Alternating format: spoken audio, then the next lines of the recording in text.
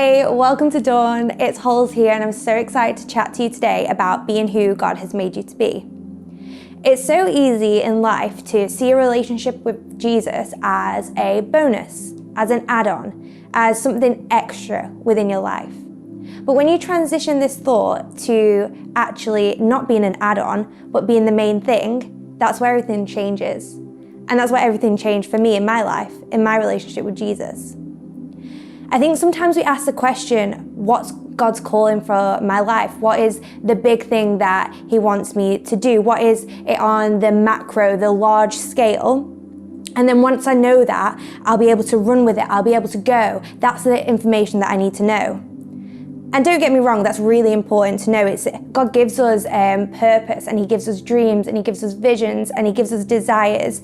And all of that call that He's got for us becomes clear when we know who God is making us to be, like who He's made us to be. But I have found when asking God daily to use me, to guide me, to give me opportunities, give me favor to bring Him glory, to make Him known, I've seen myself actually understand more about who He's made me to be, who He's created me to be, the expression of Himself that He wants to bring to this earth through me, just like He wants to do through you.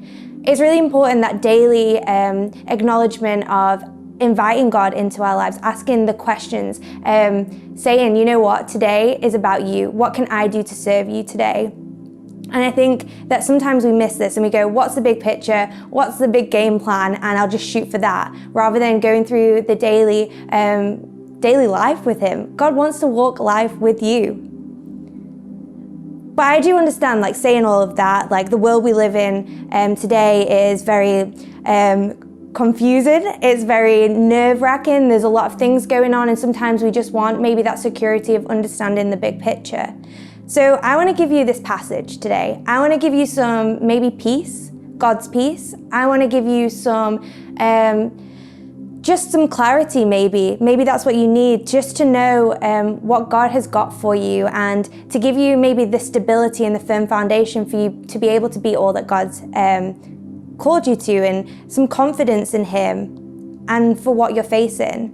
It's Matthew 6, verse 33 to 34. It says, "But seek first His kingdom and His righteousness, and all these things will be given to you as well. Therefore do not worry about tomorrow, for tomorrow will worry about itself.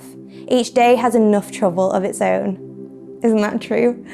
As we continue to seek God, as we continue to seek His kingdom, building His kingdom, giving Him glory, we will live a life that's just honoring to Him, and He will give us the things that we need. He will provide when we feel like we are lacking. He'll provide the needs that maybe we don't even know we need yet, because that's what God does.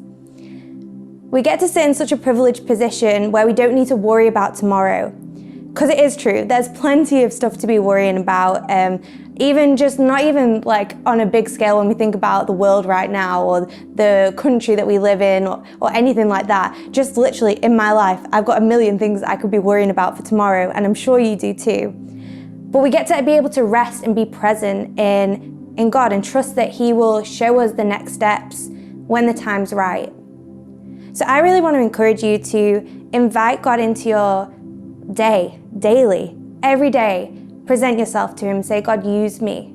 Show me the things that you want me to see. Reveal things to me. Because I promise you, as you do that, you'll learn so much more about you and what that means in the plan that God's got for you.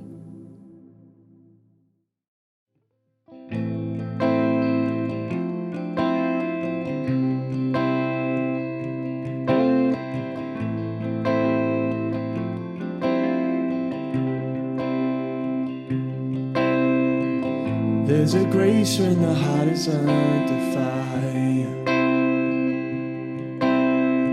another way when the walls are closing in. And when I look at the space between where I used to be and this reckoning, I know I will never be alone. There was another in the fire, standing next to me. There was another in the waters, holding back the seas. And should I ever need reminding of how I've been set free, there is a cross that bears the burden of where another died for me. There was another in the fire.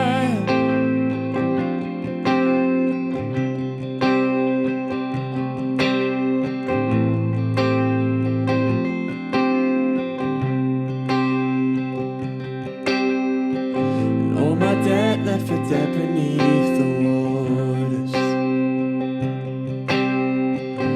I'm no longer a slave to my sin anymore. And should I fall in the space between what remains of me and this reckoning, either way I will bow to the things of this world. And I know I will never be alone. There is another in the fire, standing next to me.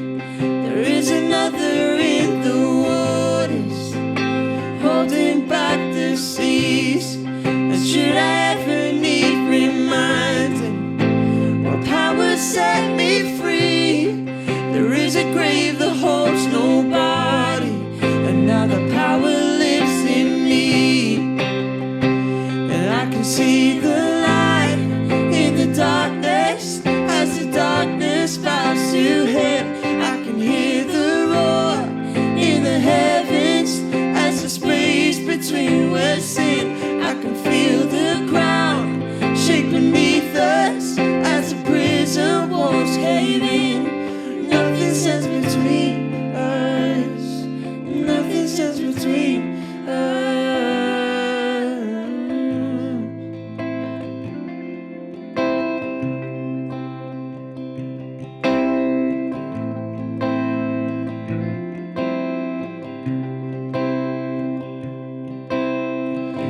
There is no other name but the name that is Jesus. He who was and still is and will be through it all. So come what may in the space between all the things I've seen and this reckoning, I know I will never be alone. And I know I will never be alone. There'll be another in the fire, standing next to me. There'll be another in the waters, holding back the seas. And should I ever need reminding how good you've been to me, I'll count the joy come every battle, 'cause I know that's where you'll be.